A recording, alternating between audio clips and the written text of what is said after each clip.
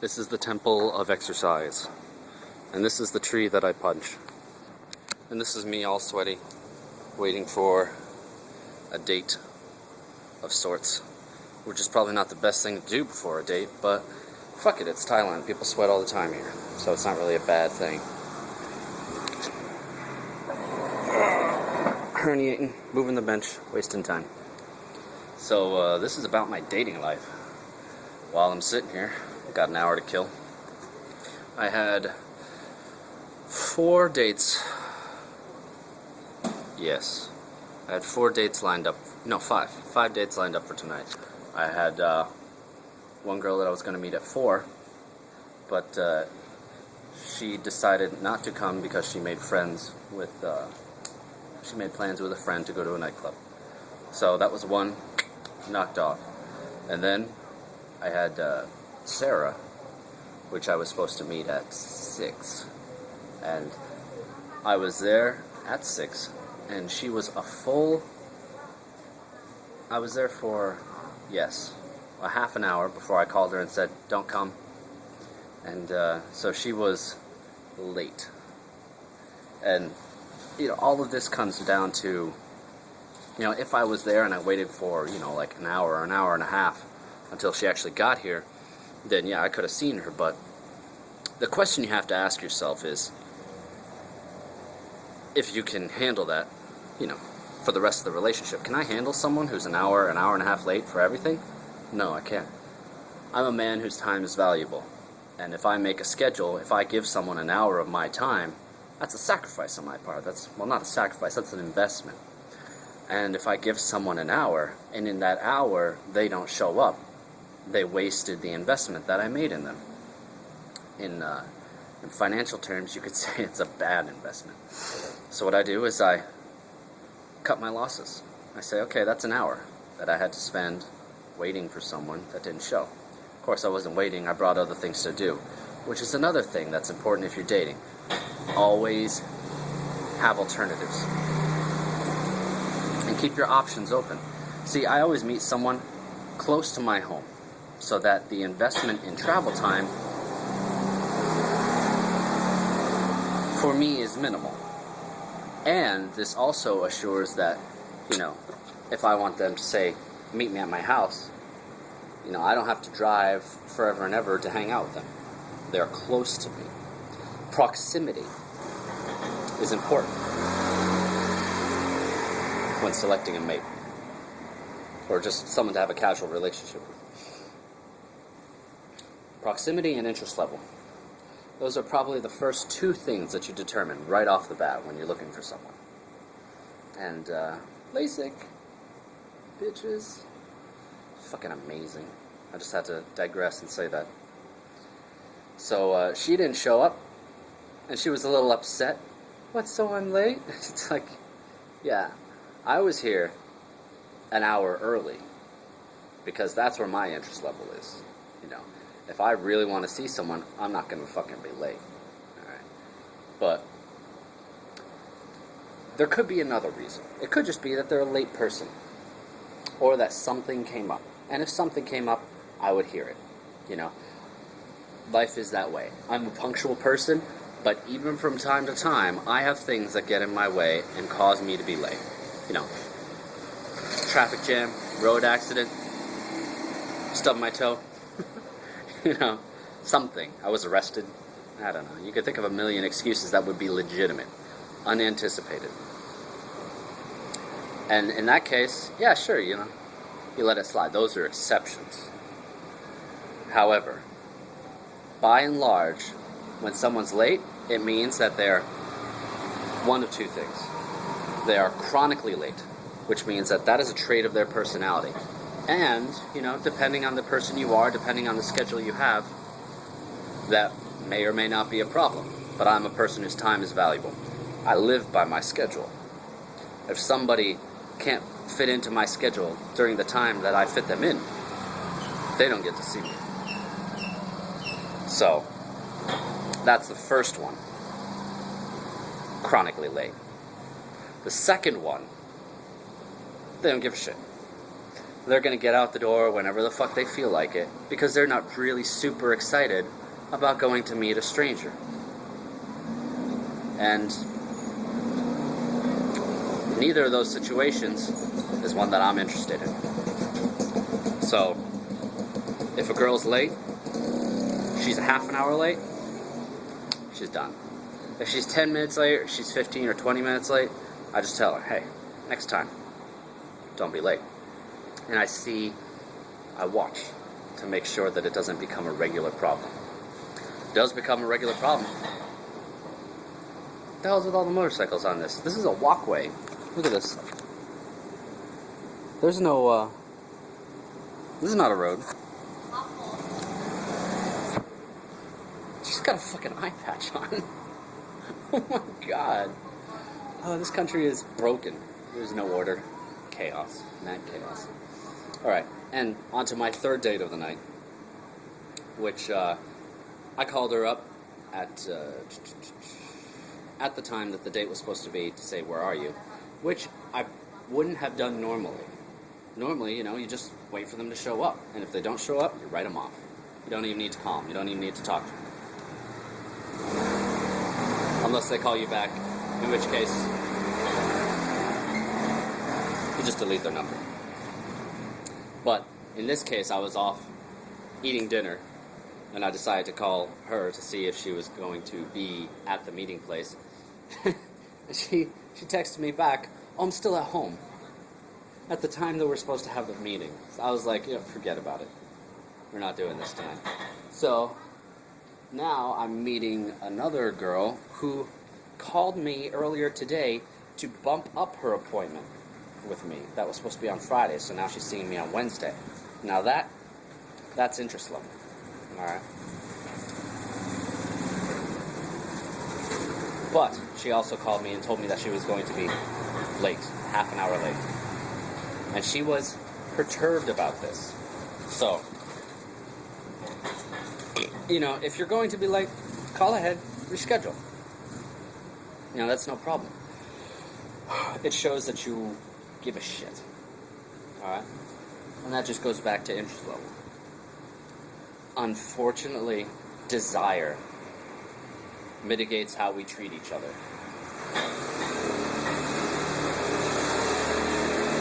There goes another one. And if we have low desire for someone, generally we treat them like shit. This is an unfortunate quirk of humanness that I've noticed in my life. It's something I always thought that I was beyond, and for a large portion of my life I was. I saw everyone as equal, and my desire for them really didn't factor into the way I treated them. I made a conscious effort to treat everyone. Got him. Killed the bug. I made a conscious effort to treat everyone the same. Now that is changing. I'm not sure I enjoy that about myself. Maybe it's because as I've gotten older, my desire has increased. When I was younger, I didn't want anything from anyone. People were not things to satisfy me. People were human beings, just like me, going through life. We could commiserate, but I did not expect or want anything from them. This requires reflection. But back to my third date coming up here, maybe in about a half an hour or so. And then I had another one later tonight. That was for dancing. And that was with an older girl. Very sensible, though. One of the things I like about older women, they've got a fucking head on their shoulders. They're not, airheads. A lot of younger girls, they don't have their shit together. Or they don't know how to talk. They don't know how to plan. They're very loosey-goosey. Staring at me. Everyone stares at me. Because I'm sexy. Alright, sorry. Back to what I was saying. The 10 o'clocker. I had an appointment to go dancing with her at 10 o'clock. So we were going to go hit the club and have a good time. And she called me earlier this morning and said that she wasn't going to be able to make it. And she offered up, a reschedule. Said she was free on the weekend. She really wanted to do it then because she's a school teacher and she has to work. So she can't be going out late at night, getting up early in the morning for whizzle-wazzle or whatever. Which I can understand, an understanding person. And the fact that she called ahead of time demonstrates, a measure of courtesy. And courtesy is another big thing I look for in people. How do they treat everyone around them? And whether or not they're organized. I'm a big fan of organization myself. I like to have everything neat and where it should be. And I like my life that way. Order helps you achieve things. It helps you utilize your life to a fuller extent. Without organization, you have no idea what the fuck you're doing. You don't have the control, the power over your time and your facilities in order to utilize them to achieve whatever the hell it is you want to achieve. So, she rescheduled. I put her down for Saturday, 10 p.m. And that is my dating life for today. Not too exciting. I've been completely online. I do a lot of internet dating because I'm a computer nerd. That's where I feel comfortable. But I'm working on approaching people in real life. Right now, and in my entire adult life, I've been an observer of human social structure. But not really a participant. And certainly not a predator or an opportunist. I suppose you could use the words interchangeably.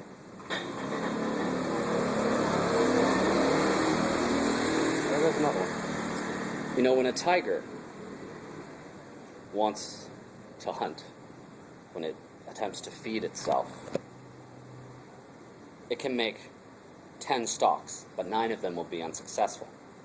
And it's the last one, the 1 out of 10, that tiger lives on. A tiger lives with a 90% failure ratio. And this is how all predators in the world survive. They survive by taking a chance on the prey, executing their plan, and whether or not they're successful largely depends on the amount of attempts they make, on their go-get-itness, I guess you could say. So, right now I'm working on transitioning from being an observer to a predator, so that when I see an opportunity to talk to someone, or to say hi, or to meet them, then the hunt begins, so to speak. And right now I'm not working on what I say when I walk up to people, or how I look, or what I do, but just on the mindset that comes with being a person who recognizes opportunity and takes advantage of that opportunity.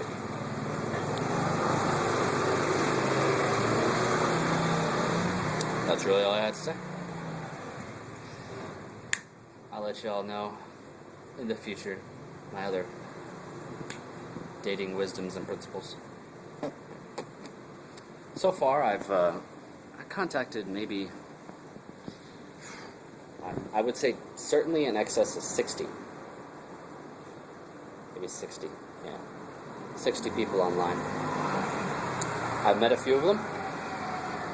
A great many more have not had what it takes to be in a relationship with me, which is how I've come to see it.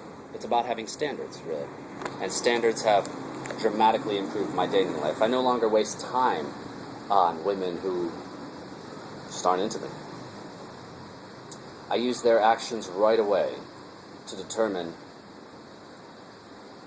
what their level of interest is. Now, if somebody is late, if they're not talkative, if they're not touchy, and if they, if they just plain don't show up, then, I can use all of those to a degree to determine how interested they are. And so far, I've had really only one girl that I hooked up with, and things are still going good. I'm still with her, and that was at the beginning, like week 1 that I got here. Me and her worked out, and I just picked up another girl. Only seen her twice. She's fun, but emotionally aloof.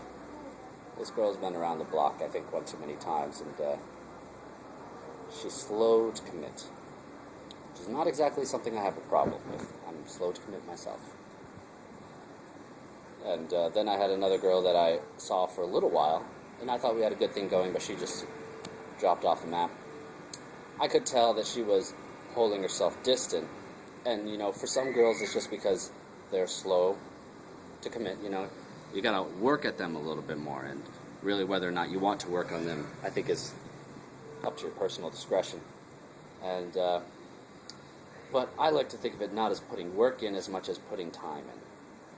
I just hang out with them. If they keep on hanging out, we keep on spending time together, that means she digs me, and her interest level is going up.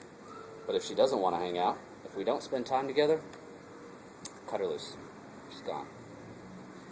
And that's what happened to one. So I had one that could have gone into a relationship, but I cut loose. And then one that I am in a relationship with, and another one that is a maybe. All right, let's say it's on the fence. And all the other ones, I'm still hustling.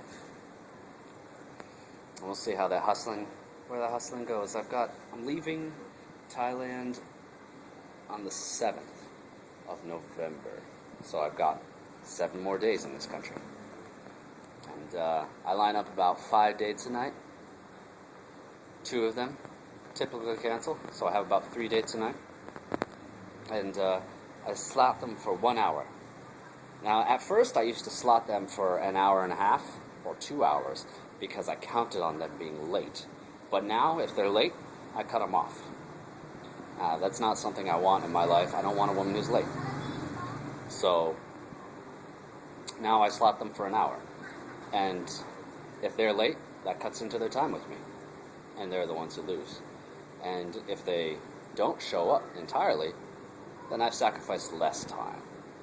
Right? Relationships in the beginning are all about investment. You make small investments. At the beginning, you want to make the smallest investment possible. Right from the get-go, when you say hi. You walk up, you say hi. You give them a smile, a high five. Ask them what's their name. Or how are you? Or what are you doing? Something very, very minimal. You don't even need to say anything like that. Just say hi and see how they react. That's the lowest investment I think you could make. And from that initial investment, you gauge what they're giving you, what you're getting out of that investment. And from there, you can pretty much establish successfully the rest of the relationship. If you get a bad initial reaction, move on to someone who gives you the reaction you want. This is where standards come in. Have standards. Be a person who knows what they want. And don't stop looking until you get what you want. When I walk up to a girl and I say hi, I want a big smile. I want a hey. I want some interest. Someone who is friendly towards a complete stranger. Someone who has some measure of optimism in the human race. That's a good person. And that's a woman that you want in your life. And then, from there you make bigger investments. You go out on short dates, and then from the short dates, you go on to longer dates. And, you inch it in. You inch it in. You gradually increase the increments of your investment.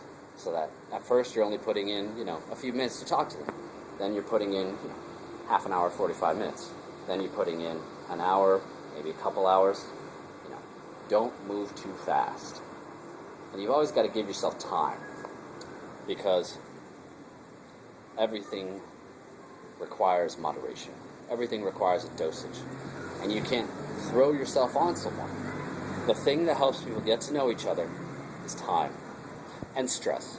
Stress also helps people to get to know each other, but I don't really understand too much about that. But I do know that if 2 people go through a stressful time together, they feel bonded. I don't know how that works in relationships. I've only seen it in friendships and things like that, but maybe I'll understand more in the future. And now that That's all I had to say. Investments. Relationships are like investments. Start off small. Don't go out with a girl on a first date and fucking buy her a present and spend hours and hours with her. You don't even know if you don't know anything about this girl. She doesn't know anything about you. You can't force yourself into an intimate relationship. Gotta start slow. Baby steps. Alright. Now, I got a date. Later, bitch.